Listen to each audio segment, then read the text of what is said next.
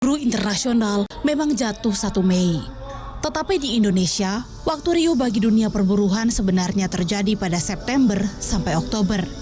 Saat itulah masing-masing daerah menggodok kenaikan upah minimum provinsi alias UMP.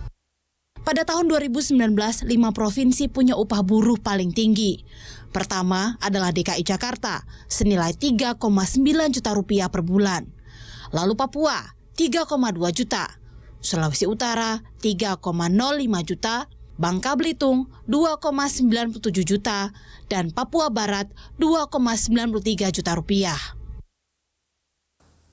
Meski ada aturan mainnya, angka yang diformulasikan dari inflasi dan pertumbuhan ini belum memuaskan buruh dan pengusaha. Iya, sementara ada PP 78 2015 ya, maka kan kenaikan upahnya berdasarkan pada pertumbuhan ekonomi dan inflasi. Dan itu yang memang tidak membuat buruh senang dengan itu ya. Tapi dari sisi pengusaha sebenarnya lebih baik memang PP 78 2015 itu kita evaluasi sehingga ada ruang untuk negosiasi. Karena banyak pengusaha juga yang sebenarnya tidak suka dengan adanya PP 78. Karena kalau sudah dipatok kenaikannya misalkan dengan formula yang kaku, bagi pengusaha yang belum siap juga sebenarnya keberatan dengan kondisi ekonomi yang berbeda juga. Bagaimana hubungan kesejahteraan buruh dan pengusaha? Sulit menyenangkan dua pihak yang berseberangan sekaligus saling membutuhkan ini. Semakin tinggi kesejahteraan buruh, maka kian enggan pengusaha berinvestasi.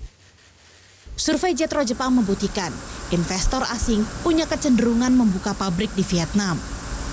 Motivasi mereka adalah kenaikan upah buruh Vietnam yang lebih rendah, yaitu 7,4% di tahun 2019.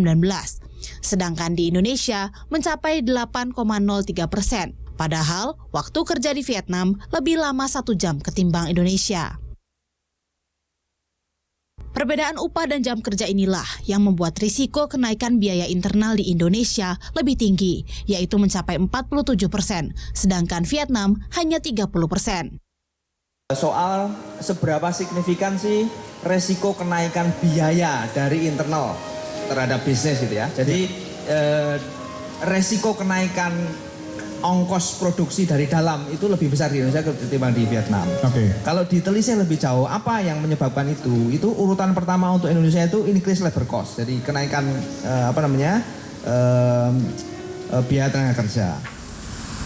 Regulasi pengupahan lewat PP 78 tahun 2015 yang dirilis rezim Joko Widodo memantik perdebatan dalam 3 tahun terakhir.